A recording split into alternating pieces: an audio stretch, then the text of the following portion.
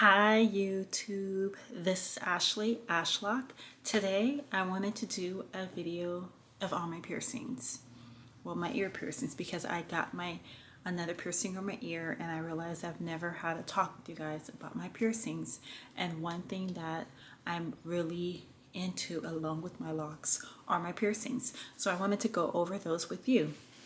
So, as far as people who get piercings, some people believe in being symmetric, which is they have the same amount and the same exact piercing on both ears. But I am a fan of being asymmetrical. So I have on one ear, I have 4 piercings, and on the other I have 5, and they're all over in different places. So I'm going to go over the different piercings. So we have the bottom piercings are called your lobes. These are the lobes. And in addition, so your lobe area, you can usually have possibly up to 3 or 4 depending upon, this is the fatty part of your meat, depending upon how large of an ear lobe area that you have. And then the remaining parts of your ear is called your cartilage. So when you're getting your lobe pierced, it's okay to get the piercing done with a gun, but if you're getting anything in the cartilage area, it's always best if you get the piercing done with a needle. And those you can get done with the needle, like at a tattoo parlor. They usually have a piercer or someone there. You don't want to go to Claire's or something like that, because then you would just have the gun. And if anyone comes to your ear to get a cartilage piercing with the gun, please run, because your cartilage is thicker and it takes more pressure than the little guns. And I also do not suggest to do it yourself, that I see people doing, as far as especially with the cartilage ear piercings. So I'm going to go over them. This one I have on top right here, it's called the Helix. So with this one, it's usually, for the cartilage, it's usually ideal to start off with a stud because it's less movement with your ear. So I got this one done, and this one, it did not hurt very much. I did, however, get a bump at one point, and I will go over in a different video how I got the piercing bump removed, the different things I used for that. And then after this was like when you get the Helix, the first cartilage is kind of like your breakthrough, like, okay, now you're in.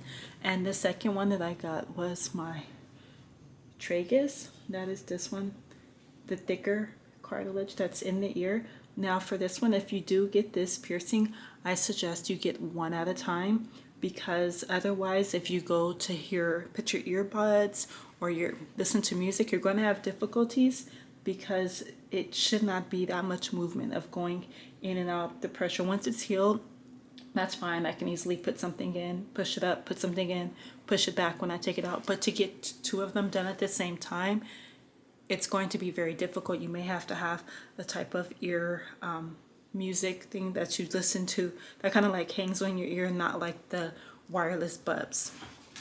And after that piercing, I got my Auricle, which is on the edge right here.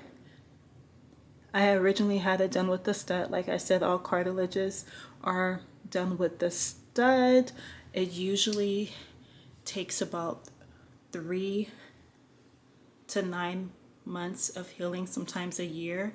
I personally wait the full year before changing mine, because I'm just paranoid of anything that can happen. I just follow by the books and go all the way through. But you shouldn't really change it before 6 months. Even though your piercing may feel healed within 3 months, you should still wait between the 6 months to a year to actually consider changing your cartilage, just to prevent any sort of irritations or bumps which might occur.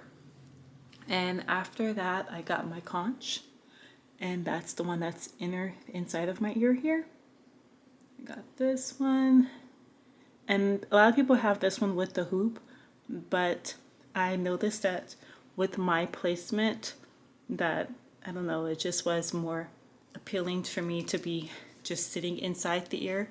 So one thing I will say is, when you're getting your ears pierced, before the piercer actually pierces you, they may say a spot like, hey, is this okay? If it's not okay, if it's not what you wanted, speak up. Say no. Like, no, I want it here, I want it here, push it up, push it down. Speak up. Speak up for yourself, because once it goes in and it goes to the healing process, you're going to be very annoyed that it's like a quarter off of what you wanted. So don't be afraid. You're paying your money. Get what you want. Speak up.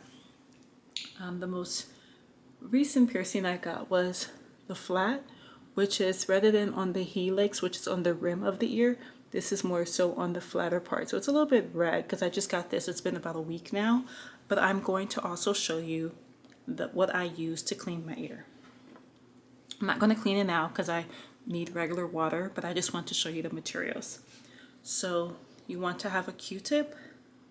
You want to have some type of antibacterial soap, 2 cotton balls, and some type of saline or salt type of water solution. I personally use eye drops saline solution because this is already mixed together, and it's real easy for me. So what I do is I wet the Q-tip, I added the antibacterial soap on the Q-tip, I wipe the ear. I'm not going to do it because I don't have the water. I wipe it and I do it on the other side. Whoop, dropped it. And I wipe the back. So I used one side for the front and one side for the back, just to prevent any sort of hygienic reasons. And once I do that, I use a cotton ball. I wet it with water and I kind of like do it on both sides to clean off the soap residue. Once I do that, I take my saline, which I don't mind doing this, and I usually do this in the morning right before I get in the shower, and then sometimes in the middle of the day I'll just do a saline, this part of it. I don't do the soap and water. If I notice like an irritation or something, I'll just do this. So what I do is I usually do it in the mirror. I just literally squirt it. It's going to run down in your ear. You may want to have some tissue or something around you. And then I do the back. So what you want to do is just make sure that it's getting inside the ear. So I do this after in the morning after I do the antibacterial and clean it off, then I do this in the evening. And you may have some tissue or something with you. I'm sorry, I do this one. So it's a 3-step process. 1, wipe it off with the water, then the saline. 2nd, you can get this at Walmart. It's just pretty much contact solution. That's what this is. I don't wear contacts, but I do get that for my piercings. If you do not want to go through the method of making salt water, that's a quick and easy way. And so I do that, and then that's it. And so in the middle of the day, I may just do what I just did right now. I may do that periodically, and in the evenings, I go back to my antibacterial, water squirt, saline. So I will be doing this, my 3 times a day process, for about 3 weeks to a month, or whenever this is all gone. And then I'll probably, once this is gone, then I will not be doing the antibacterial. But throughout the course of the next 3 to 6 months, I will possibly like once a day do a squirt, or just if I feel like some type of irritation, I will do a squirt. Now, when getting the cartilage piercings, I do suggest to get 1 at a time because it will be difficulty sleeping at night. If you find that your piercing is on your sleeping side, if you just cannot get comfortable on the other side, or you happen to really want to, I would get one of those traveling pillows and I prop my head right in the middle of the traveling pillow, and that's pretty much like you have to sleep like that, uncomfortable, because you don't want to knock your piercing, or you want as less pressure on it as possible to prevent infections or bumps or anything such as that. I will do another video on piercing bumps and even an infection, because I did have that at one point, but it wasn't my fault, but I'll go into that story later. But for now, I just wanted to kind of go over my different ear piercings and just to let you know. So on the scale ratio, because I'm now like the piercings don't really hurt, because my most recent one I got, I would say it was a 2, but it was a cartilage. And because it's so quick, piercings, you just pretty much, they take the needle, put it in, put the new put the earring in, and they're done.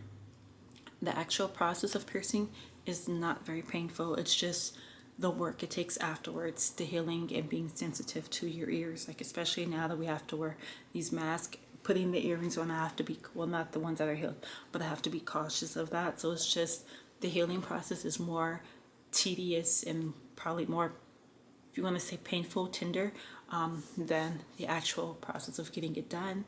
And you can take zinc vitamins. I do take zinc vitamins because it's supposed to help rejuvenate and it's speeding the healing process for the skin to go ahead and heal. And you can also, if you're having extreme pain, take some type of Tylenol.